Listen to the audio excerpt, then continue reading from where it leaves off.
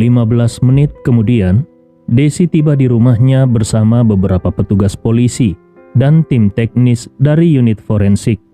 Rumah Desi adalah sebuah villa 3 lantai dengan halaman kecil. Luasnya lebih dari 300 meter persegi. Rumah itu dirancang dengan gaya klasik, dengan furniture dan peralatan rumah tangga yang berkualitas tinggi. Sebuah cerminan kehidupan keluarga yang menghargai kualitas hidup. Para petugas dengan hati-hati memakai pelindung sepatu dan sarung tangan, lalu mulai memeriksa rumah menggunakan berbagai peralatan forensik untuk mencari petunjuk. Sementara itu, pikiran Desi sepenuhnya dipenuhi oleh pertanyaan tentang bagaimana ayahnya bisa terkena racun. Hal ini begitu menyita pikirannya, sehingga dia bahkan lupa tentang undangan makan malam bersama Andi Rewa yang sebelumnya dia setujui. Saat ini yang ada di pikirannya hanyalah menemukan kebenaran. Apakah keracunan ayahnya adalah kecelakaan atau ada seseorang yang sengaja ingin mencelakakan ayahnya? Di rumah Hamzah, saat waktu makan malam tiba dan Desi belum muncul, Hamzah mendekati Andi Rewa dan bertanya dengan suara pelan, "Tuan Andi, Nona Desi belum datang. Apakah kita mulai dulu atau kita tunggu dia?" Andi Rewa berpikir sejenak.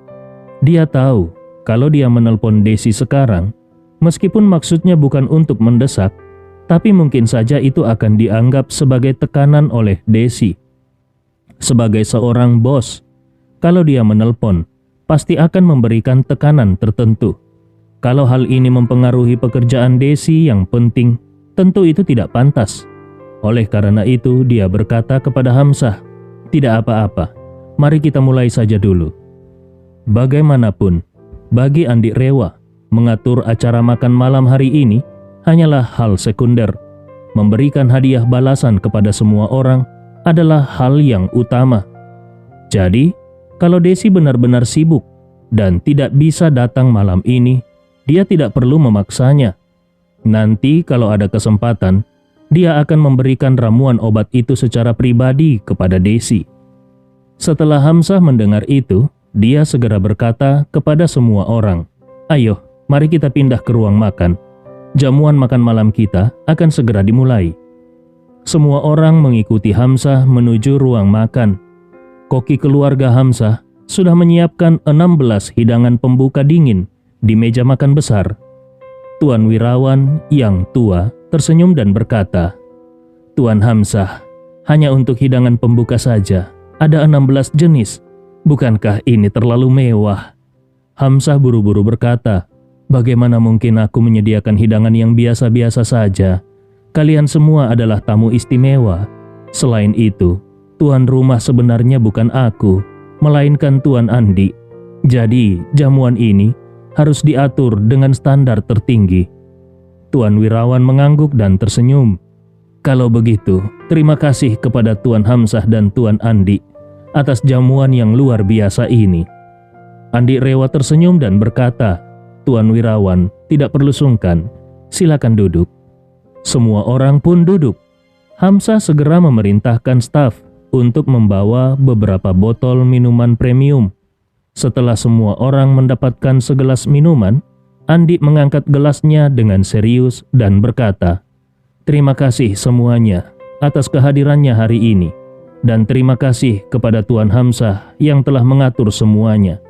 Aku ingin bersulang untuk kalian semua."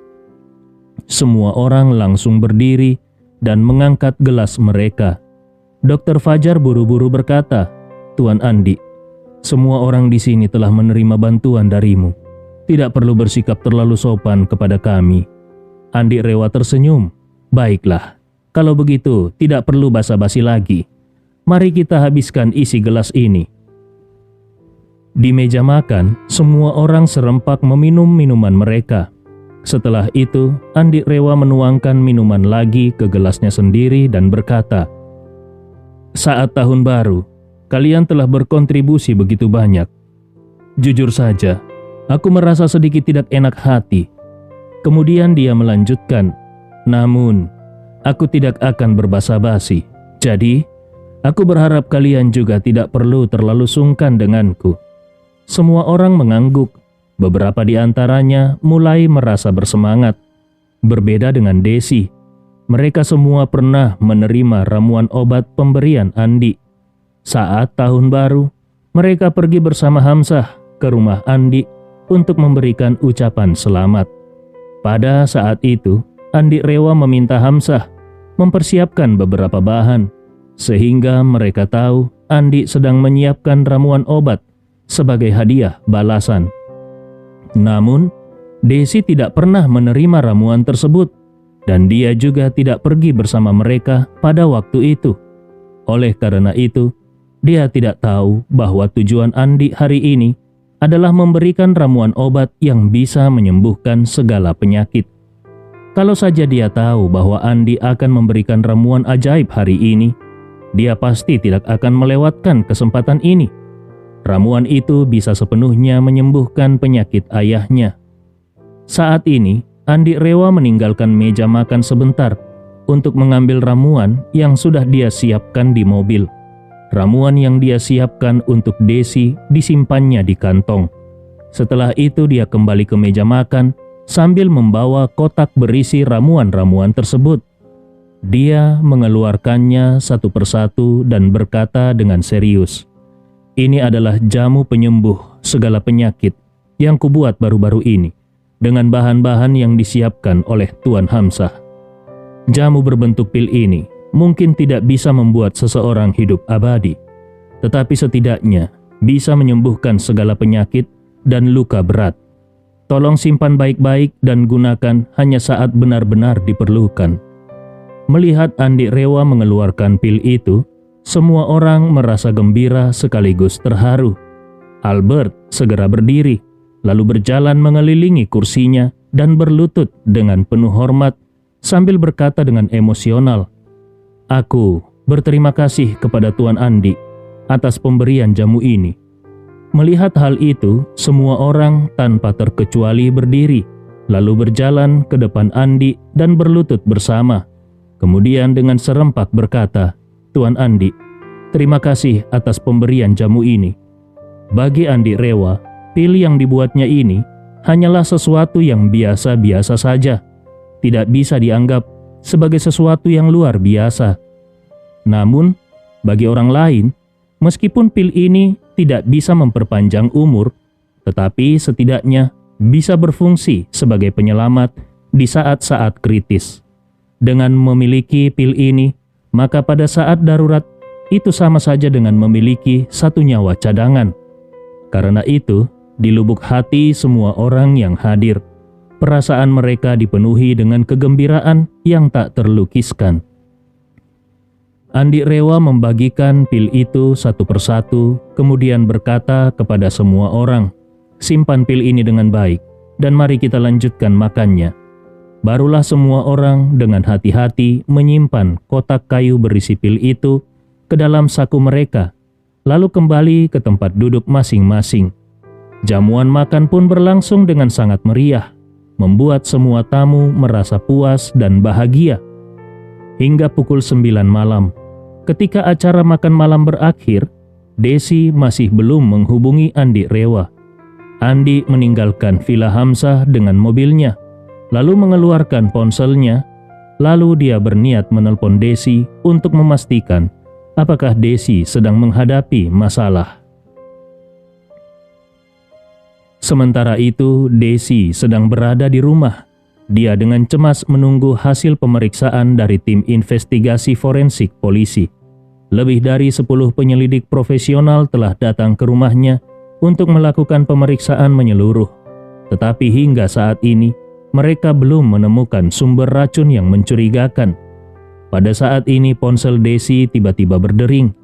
Desi segera mengeluarkan ponselnya dan mendapati bahwa itu adalah panggilan dari Andi Rewa. Barulah pada saat itu dia teringat bahwa dia telah berjanji untuk menghadiri acara makan malam yang diadakan oleh Andi malam ini. Namun, ketika dia melihat jam di layar ponselnya, ternyata sudah pukul 9 malam. Dia terpana melihat waktu dan berpikir di dalam hatinya, bagaimana bisa sudah jam 9? Aduh, aku benar-benar lupa waktu. Aku telah mengecewakan Tuan Andi. Apakah dia akan marah padaku? Dengan pikiran seperti itu, dia buru-buru menjawab telepon dan dengan penuh penyesalan berkata, "Tuan Andi, maaf sekali. Aku ada masalah di rumah jadi lupa waktu. Aku benar-benar minta maaf." Andi Rewa mendengar nada cemas dalam suara Desi dan berkata, "Tidak apa-apa.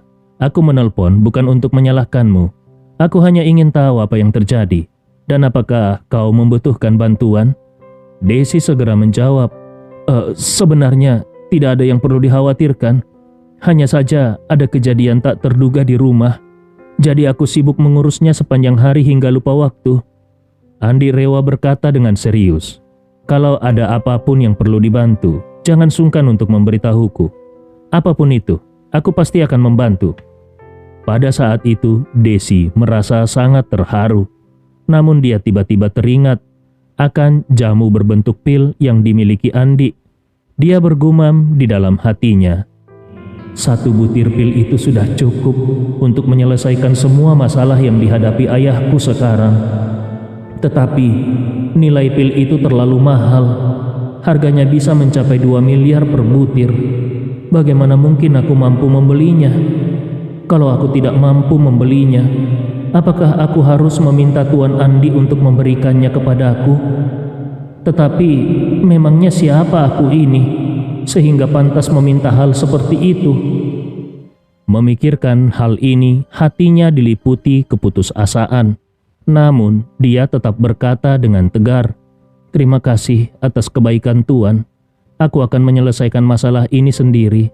Mohon maaf karena tidak bisa menghadiri acara makan malammu." Andi Rewa berkata, "Acara makan malam bukanlah hal penting. Urus saja masalah di rumahmu. Nanti kita bisa mengatur waktu lagi untuk bertemu." Desi dengan penuh rasa terima kasih berkata, "Terima kasih banyak Tuan Andi." Andi Rewa tersenyum ringan, "Tidak perlu terlalu formal denganku." Saat itu, Andi Rewa ingin mempersilakan Desi melanjutkan kesibukannya.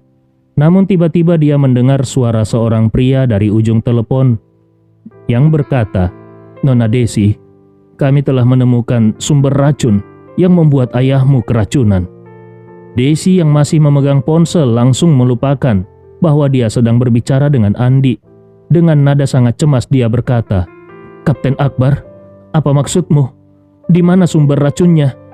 Akbar Susanto yang mengenakan sarung tangan lateks memegang sebuah buku tebal di tangannya dan berkata, "Tim investigasi kami menemukan bahwa setiap halaman dari buku ini mengandung merkuri klorida. Selain itu, kami juga menemukan jejak penggunaan buku ini yang sangat baru dan intens. Tampaknya belakangan ini ayahmu sering membaca buku ini. Saat membaca buku ini, tangannya akan terus-menerus menyentuh merkuri klorida yang dilapisi pada halaman. Sebagian kecil racun akan terserap melalui kulit, sementara sebagian lainnya mungkin tertelan saat dia memegang makanan.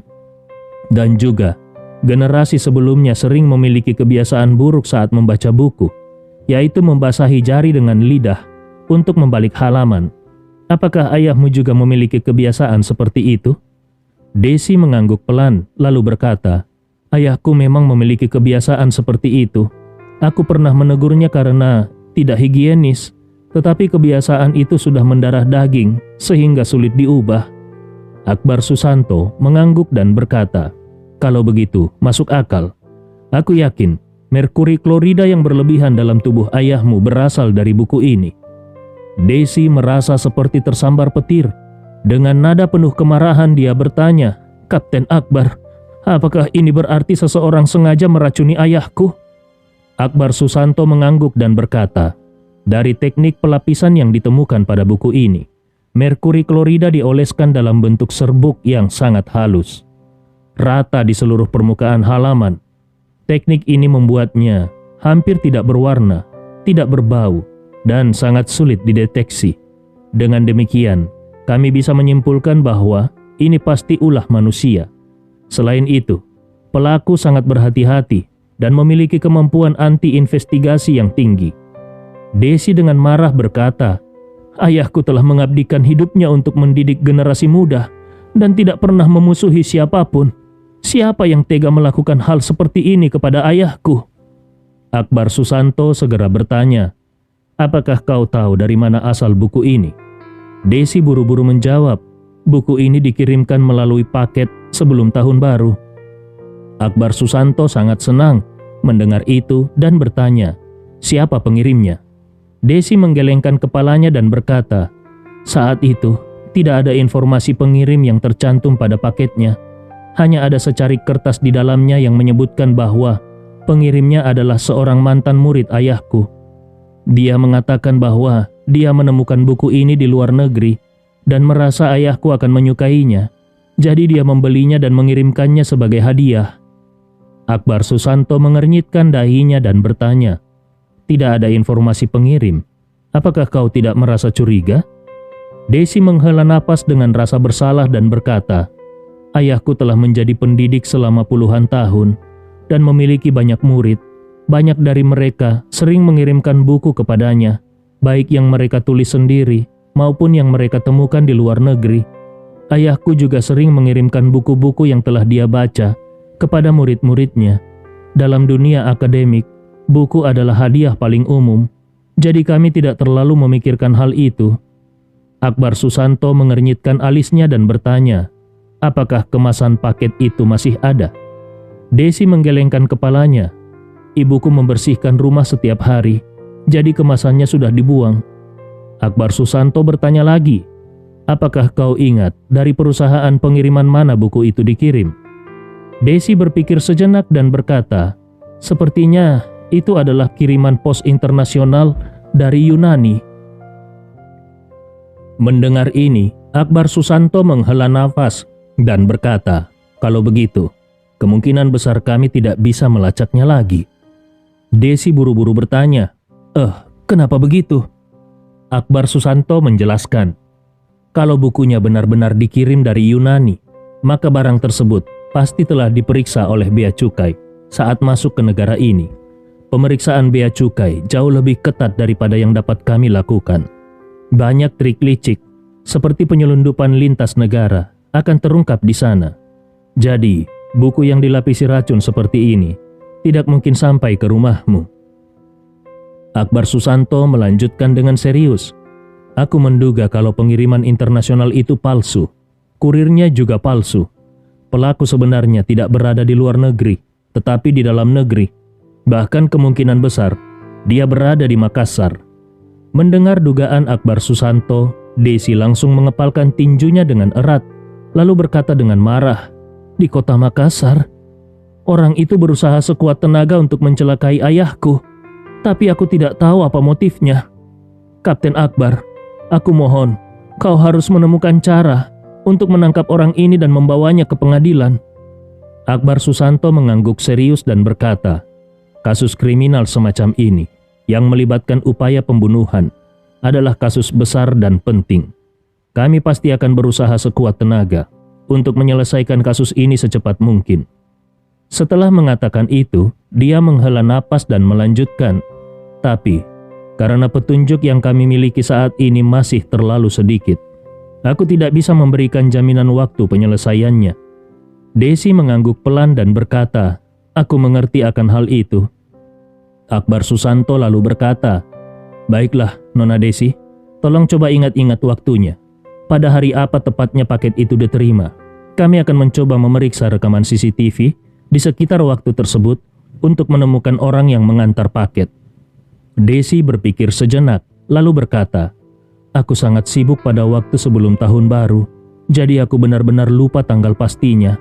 Tunggu sebentar, aku akan menelpon ibuku untuk menanyakan apakah beliau masih ingat."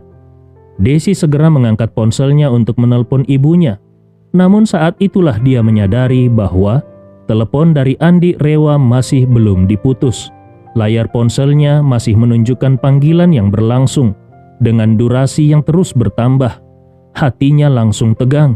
Dia buru-buru mengangkat ponsel dan berkata kepada Andi, Maafkan aku, Tuan Andi. Barusan aku terlalu sibuk dengan urusan mendesak. Jadi..." Andi Rewa yang sudah mendengar seluruh percakapan antara Desi dan Kapten Akbar langsung berkata dengan nada tegas, "Desi, beritahu aku alamat rumahmu." Desi segera merasa gugup dan berkata, "Tuan Andi, urusan di rumahku ini tidak perlu merepotkanmu." Andi Rewa dengan nada dingin menyela, "Beri aku alamatmu, aku akan ke sana sekarang." Mendengar nada tegas Andi, Desi merasa tertekan oleh aura Andi Rewa yang kuat. Jadi dia pun memberikan alamat lengkap rumahnya. Andi Rewa mengangguk dan berkata, "Aku tahu tempat itu, tidak terlalu jauh dari sini. Aku akan sampai dalam 10 menit." Mendengar Andi Rewa akan datang, perasaan Desi menjadi campur aduk. Dia tahu kalau status Andi sangat istimewa dan berharga, sehingga dia sebenarnya tidak ingin merepotkan Andi dengan urusan keluarganya. Namun dia juga sadar bahwa Andi Rewa adalah sosok yang sangat berpengaruh, baik sebagai keturunan keluarga Rewa maupun sebagai tuan yang dihormati oleh kalangan atas di Makassar. Kalau Andi Rewa bersedia membantu, peluang dan efisiensi untuk menemukan pelaku pasti akan meningkat pesat. Dengan pemikiran itu, Desi tidak lagi ragu dan langsung setuju. "Baik tuan, aku akan menunggumu di gerbang rumah." Setelah menutup telepon, Desi segera menelpon ibunya yang berada di rumah sakit. Setelah memastikan waktu penerimaan buku beracun tersebut, polisi langsung mulai melacak rekaman CCTV untuk menemukan orang yang mengantarkan paket. Sementara itu, Akbar Susanto juga menyarankan agar Desi tidak tinggal di rumahnya untuk sementara waktu. Mengingat ini sudah menjadi kasus kriminal dan pelaku memiliki cara yang licik, dikhawatirkan pelaku mungkin akan kembali menyasar Desi. Desi setuju dengan saran tersebut dan memutuskan untuk pindah ke rumah sakit malam ini untuk menjaga ayahnya bersama ibunya. Pada saat yang sama, Akbar Susanto juga berjanji untuk menugaskan beberapa petugas berpakaian sipil untuk berjaga di rumah sakit guna mencegah pelaku melakukan tindakan lebih lanjut terhadap keluarga Desi. Setelah tim teknis forensik selesai mengumpulkan bukti, Akbar Susanto pun bersiap untuk memimpin timnya meninggalkan lokasi. Mereka telah mengumpulkan barang bukti dan langkah selanjutnya adalah mencari petunjuk, sehingga mereka memutuskan untuk tidak menghabiskan lebih banyak waktu di villa keluarga Desi. Sebelum pergi, Akbar Susanto berkata kepada Desi, "Nona Desi, aku sarankan kau segera meninggalkan rumah dan pergi ke rumah sakit sekarang juga." Desi mengangguk dan berkata dengan serius, "Terima kasih Kapten, aku akan mengemas barang-barang dan langsung menyetir ke sana." Akbar Susanto melanjutkan, "Baiklah, aku akan kembali ke markas untuk mengorganisasi rapat tim khusus. Kalau ada kemajuan dalam penyelidikan ini, aku akan memberitahumu segera. Namun, kau dan ibumu juga tolong bantu kami mengingat kembali beberapa detail penting. Kalau ada petunjuk baru, segera beritahu aku." Desi mengangguk, "Tidak masalah. Terima kasih atas bantuannya, Kapten Akbar." Desi mengucapkan terima kasih beberapa kali sebelum mengantar para petugas polisi keluar. Beberapa mobil polisi melaju meninggalkan lokasi dengan sirine melengking. Namun, sebelum Desi sempat bergerak, Andi Rewa sudah tiba di depan rumah Desi dengan mengendarai BMW seri 5 milik mertuanya Ridwan. Melihat Desi berdiri di pintu, Andi segera memarkirkan mobil di depannya. Begitu mobil berhenti, Andi Rewa keluar dari mobil dengan wajah cemas dan bertanya dengan nada tegas, "Desi, apa yang sebenarnya terjadi? Ayahmu diracun. Kenapa kau tidak memberitahuku?" Melihat ekspresi khawatir di wajah Andi, hati Desi merasa sangat tersentuh. Ketika menatap wajah tampan Andi, Desi merasa lebih tenang.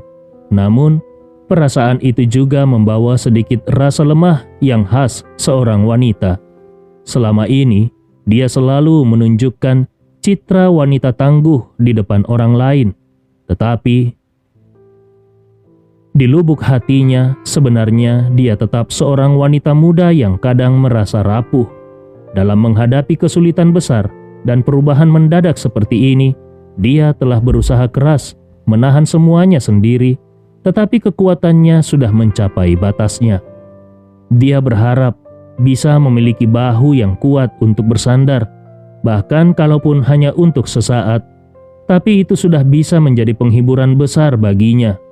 Jadi, saat melihat Andi Rewa muncul di depannya, Desi hanya ingin memeluk Andi dan menangis sepuasnya. Namun, nalarnya yang tersisa terus mengingatkannya. Tidak boleh, sama sekali tidak boleh. Dia adalah bosku, dan dia juga keturunan keluarga Rewa. Bagaimana aku bisa memeluknya? Dengan pikiran yang kacau, Desi membuang jauh-jauh ide absurd itu. Dengan mata merah dia berkata pelan, Tuan Andi, setelah tahun baru, ayahku dirawat di rumah sakit karena gagal ginjal akut. Sebelumnya kami mengira itu karena masalah dengan ginjal yang ditransplantasikan. Baru hari ini kami tahu bahwa ternyata itu karena keracunan merkuri di klorida, dan itu dilakukan secara sengaja. Andi Rewa bertanya, bagaimana kondisi ayahmu sekarang? Desi dengan suara serak menjawab, kondisinya sangat buruk. Dokter mengatakan bahwa sisa waktu transplantasi ginjalnya hanya tersisa 15 hari. Namun, dia memiliki golongan darah RH negatif yang membuat pencocokan ginjal menjadi sangat sulit. Dalam waktu sesingkat ini, peluang menemukan donor ginjal sangat kecil. Andi Rewa mengangguk dan tanpa ragu berkata, naik ke mobil, aku akan pergi ke rumah sakit bersamamu. Desi buru-buru berkata, Tuan Andi, masalah ini benar-benar tidak pantas merepotkanmu. Dengan ekspresi sangat serius, Andi Rewa berkata, Desi, ayahmu diracun, bukan mengalami gagal ginjal biasa. Dokter mengatakan kepadamu hari ini bahwa dia memiliki sisa waktu 15 hari. Tapi besok bisa berubah menjadi 10 hari, bahkan hanya 5 hari. Dalam waktu sesingkat itu, kalau kau berharap bisa menemukan donor ginjal yang cocok, itu bukan hanya sangat kecil kemungkinannya, tapi hampir tidak mungkin. Mendengar kata-kata Andi, tanpa sadar Desi menundukkan kepalanya. Di dalam hatinya dia merenung, Tuan Andi benar, keadaan ayah memang seperti itu. Kondisinya memburuk setiap hari dengan sangat cepat, tanpa ada harapan yang terlihat. Satu-satunya harapan kecil adalah donor ginjal yang sudah cocok di Amerika Serikat, yang ditemukan Walter. Namun, syarat yang diajukan Walter benar-benar menghina martabat dan harga diriku. Tapi kalau aku tidak mau menerima syaratnya, aku harus bersiap menghadapi kenyataan bahwa ayah mungkin akan meninggal sewaktu-waktu. Memikirkan hal ini, mata Desi memerah dan air matanya mulai mengalir tanpa bisa ditahan, jatuh ke permukaan tanah beton yang dingin. Emosi negatif yang telah menumpuk selama berhari-hari akhirnya meledak. Dia perlahan-lahan berjongkok, menutup wajahnya dengan kedua tangannya dan menangis terisak-isak. Melihat Desi yang biasanya kuat, kini menangis seperti ini, hati Andi merasa tersentuh. Dia berpikir, Desi pasti sudah sampai pada titik putus asa, hingga emosinya meledak seperti ini. Andi Rewa lalu berjongkok di depan Desi sambil menepuk pelan pundak Desi dan berkata dengan serius, Desi, kalau tidak ada donor ginjal tidak masalah, aku punya cara yang lebih baik untuk menyembuhkan ayahmu. Bahkan, ini jauh lebih baik daripada menemukan donor ginjal, karena ayahmu tidak perlu menjalani operasi sama sekali. Mendengar ini, Desi menatap Andi Rewa dengan penuh keterkejutan, lalu bertanya dengan suara serak, Tuan Andi, apakah kau serius? Andi Rewa menjawab sambil mengangguk, tentu saja. Dia membuka pintu kursi penumpang depan dan berkata, ayo naik, kita pergi ke rumah sakit untuk menyembuhkan ayahmu lebih dulu. Lalu kita selidiki siapa sebenarnya yang meracuninya. Ketika Desi mulai sadar dari keterkejutannya, Andi Rewa sudah membuka pintu mobil dan mendorong punggungnya pelan, membawanya ke kursi penumpang. Masih diliputi keterkejutan, Desi bertanya dengan tidak percaya, Tuan Andi, apakah kau benar-benar punya cara untuk menyembuhkan ayahku?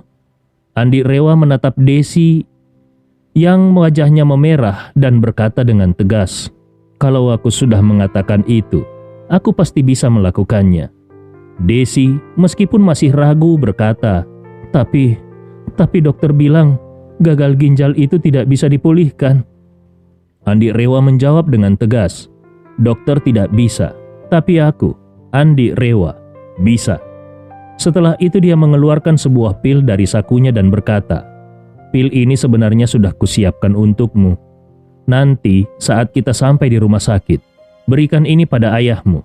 Aku jamin penyakitnya akan sembuh." Desi tercengang. "Tuan, kau mengatakan pil ini sudah kau siapkan untukku. Apakah kau sudah tahu tentang kondisi ayahku sebelumnya?" Andi Rewa menggelengkan kepalanya. "Hari ini aku mengadakan jamuan makan untuk berterima kasih kepada kalian karena sudah datang ke rumahku saat tahun baru. Aku sengaja menyiapkan satu pil untuk masing-masing dari kalian.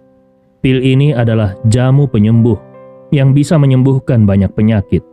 Meski efeknya tidak sekuat jamu regenerasi, tapi ini sudah lebih dari cukup untuk menyembuhkan penyakit ayahmu." Desi masih merasa seperti sedang bermimpi.